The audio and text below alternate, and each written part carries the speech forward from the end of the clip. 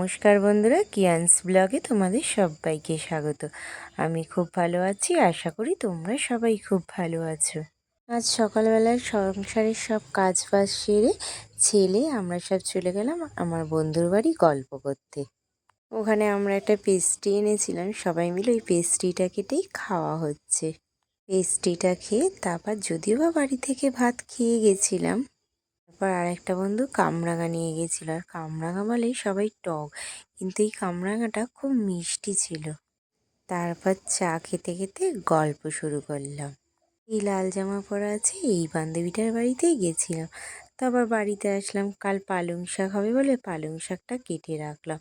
তো এইদিকে পালং শাক কাটা হয়ে গেছে, রুটিও হয়ে গেছে। এবার নিয়ে চলে এসেছি ছেলেকে।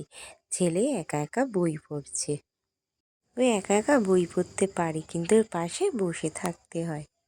তো ওর বই পড়া হয়ে গেছে, এইদিকে কিছু ঘরের কাজ আছে, জামা কাপড় ভাঁজ করা, তো ওগুলো এবার ভাঁজ করে নেব।